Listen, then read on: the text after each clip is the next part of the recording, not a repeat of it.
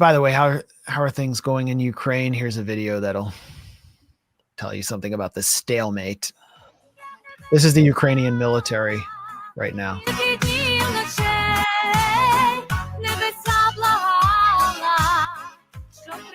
All right. Well, aside from the fact that they are not really enjoying themselves very much, this looks like a retirement home. I mean, these guys are older than me. I'm sorry to laugh because this is so tragic. It's just sad. It's so, but there's no young men left. Yeah, exactly. It's so sad. And this is how, look at the state of their morale. All right, Max, we have to watch that. I just thought I'd give people something depressing to look at that wasn't in Gaza, that their tax dollars were paying for. Fair enough. You know, but yeah, look, morale is so low, and it's so funny. And like, remember Anthony Blinken a few months ago? He said, I'm paraphrasing. He said something like, the Russian army was said to be the second strongest army in the world. It turns out they're not even the strongest army in Ukraine. All this gloating it turned like all this gloating that the Biden people were doing about how well Ukraine was doing, and meanwhile their counteroffensive was a complete bust. No one even talks about it anymore because they actually lost more territory than they gained, at least according to the last time I checked the figures. And there was recently that report in NBC News saying the Biden administration is now pressing Ukrainian officials on what they would accept in peace talks.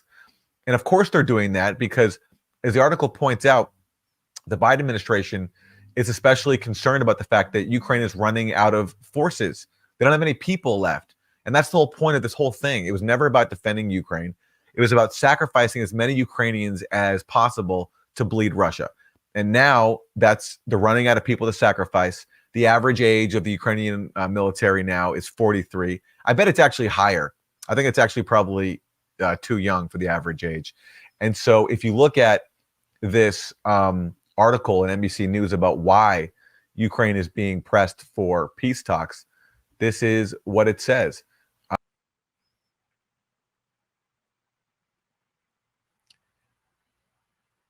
Where'd you go, Aaron? Aaron pushed the eject button, apparently. My bad. I kicked myself out. So if you look at this article about the U.S. pushing Ukraine into peace talks, this is what it says. Biden administration officials are also worried that Ukraine is running out of forces while Russia has a seemingly endless supply, U.S. officials said. Ukraine is also struggling with recruiting and has recently seen public protests about some of President Zelensky's open-ended conscription requirements, which includes like dropping a series of eligibility requirements to get as many people in as possible. And here's more from the article. President Biden has been intensely focused on Ukraine's depleting military forces. Quote, manpower is at the top of the administration's concerns right now, unquote, one person said.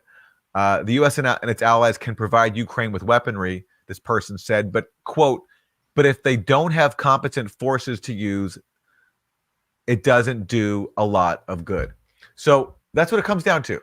They're running out of cannon fodder. So that's why finally we're allowed to talk about peace talks with Russia, when what should have happened is we should have had peace talks with Russia before the invasion, which the U.S. rejected, and then after the Russian invasion, which the U.S. blocked. Yeah, here's Euromaidan PR. This is like an official Ukrainian account boasting about how the number of women in the Ukrainian army is increasing. Well, I wonder why, because there aren't any men. We're now seeing female casualties on the front line. There's video of a pregnant female soldier being captured by Russian soldiers. There are absurd ads in Ukrainian media recruiting women to the army. This is what happens when you've run out and yet you're being pushed by your top patron to continue.